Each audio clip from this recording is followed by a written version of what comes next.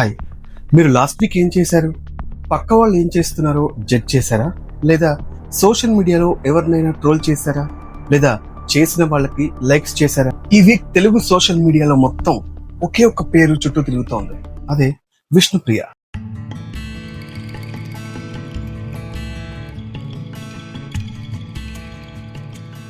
ఒక యాంకర్, ఒక యాక్ట్రెస్ తన ఇన్స్టాగ్రామ్ లో పెయిడ్ సబ్స్క్రిప్షన్ పెట్టింది. దానికి కొందరు పోలీస్ కంప్లైంట్ ఇచ్చారు. మీడియా దాన్ని వైరల్ చేసింది. థౌజండ్స్ ఆఫ్ పీపుల్ జడ్జ్ చేశారు, ట్రోల్స్ చేశారు. కానీ నేను ఈరోజు ఆమె గురించి మాట్లాడడం లేదు. నేను మీ గురించి మాట్లాడుతున్నాను, మన గురించి మాట్లాడుతున్నాను. ఎందుకంటే ఇది కేవలం ఒక సెలబ్రిటీ కాంట్రవర్సీ కాదు. ఇది మన బ్రెయిన్ లో జరిగి ఒక సైకలాజికల్ ఫినామినన్. దాన్ని మాబ్ మెంటాలిటీ అంటారు. ఇక స్టోరీలకు వెళ్తే ముందుగా అందులోని ఫ్యాక్ట్స్ చూద్దాం. Vishnupriya Bigg Boss contestant, TV anchor. తన ఇన్స్టాగ్రామ్ లో పెయిడ్ సబ్స్క్రిప్షన్ ఫీచర్ యూస్ చేసింది. ఇది ఇన్స్టాగ్రామే అఫీషియల్లీ ప్రొవైడ్ చేసే feature. Per month 390 rupees. Case file అయినప్పుడు ఆమెకి సబ్స్క్రైబర్స్ ఎంతమంది ఉన్నారో తెలుసా? కేవలం 1700 మాత్రమే.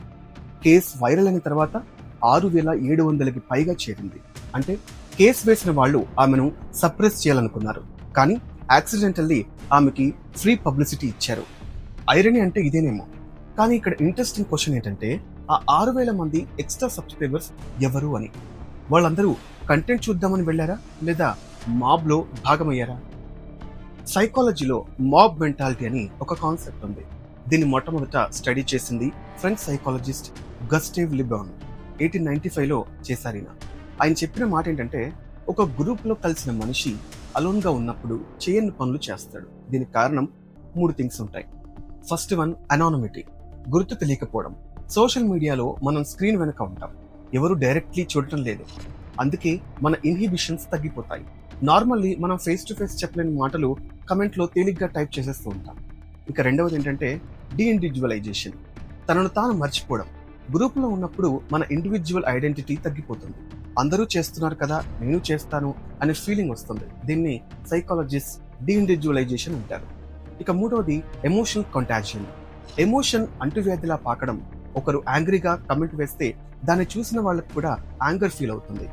Emotions are literally contagious, especially in online spaces. ఈ మూడు కలిసినప్పుడు ఏమవుతుంది? ఒక ఇండివిజువల్ తన ఎథిక్స్, వాల్యూస్ అన్ని మర్చిపోయి మాబ్ లో కలిసిపోతాడు. జడ్జ్ చేసేస్తాడు, ట్రోల్ చేసేస్తాడు. విష్ణుప్రియ కేసులో ఎగ్జాక్ట్ గా జరిగింది ఇదే. మాబ్ మెంటాలిటీతో పాటు ఇంకో పవర్ఫుల్ కాన్సెప్ట్ ఉంది. దాన్నే స్కాపిగోటింగ్. స్కాపిగోటింగ్ అంటే సొసైటీలో ఉన్న ఫ్రస్ట్రేషన్, యాంగ్జైటీ, మోరల్ పానిక్ అన్నింటినీ ఒక్క పర్సన్ మీద పోర్ చేయడం. ఇక్కడ ఆలోచించండి, ఓటీటీలో ఐటెం సాంగ్స్ ఉన్నాయి, మూవీలో ఎక్స్పోజర్ ఉంది.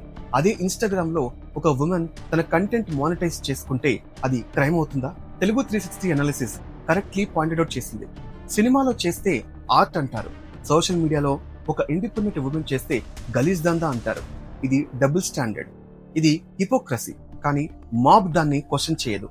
మాబ్ సింప్లీ రియాక్ట్ చేస్తుంది. ఎందుకంటే క్రిటికల్ థింకింగ్ కంటే ఎమోషనల్ రియాక్షన్ తక్కువ ఎఫర్ట్ తీసుకుంటుంది. బ్రెయిన్ కి షార్ట్ కట్ ఇష్టం. ఇక్కడ మరో ట్విస్ట్ చూడండి. కేసు ఫైల్ అయిన తర్వాత ఆమె ఫాలోవర్స్ పెరిగారు, సబ్స్క్రైబర్స్ కూడా పెరిగారు. అంటే అవుట్రీచ్ చేసిన వాళ్లే యాక్చువల్లీ ఆమె ప్లాట్ఫామ్ గ్రో చేశారు. సైకాలజీలో దీన్ని స్ట్రైసాండ్ ఎఫెక్ట్ అంటారు.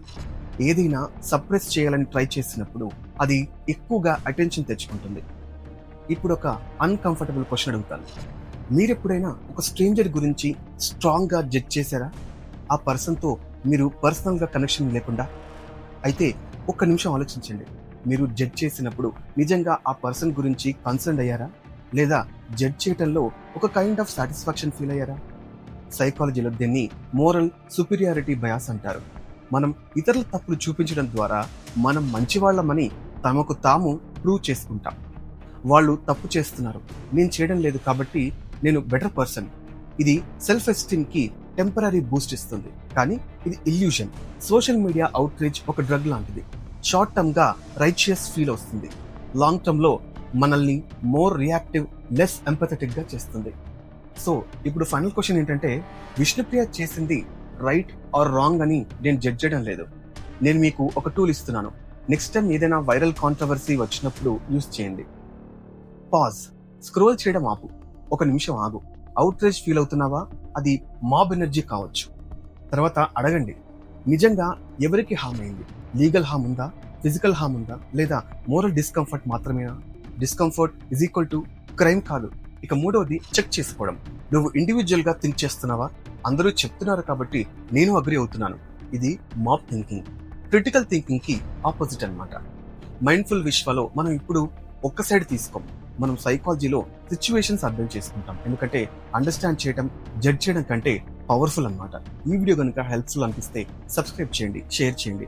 మీ ఫ్రెండ్స్ కి కూడా ఈ అవేర్నెస్ రావాలి. కమెంట్స్ లో చెప్పండి, మీరు ఎప్పుడైనా మాబ్ లో కొట్టుకుపోయారా లేదా కాన్షియస్లీ బయటపడ్డారా? నెక్స్ట్ వీడియోలో మరో పవర్ఫుల్ టాపిక్ తో వస్తాను. Take care, stay mindful.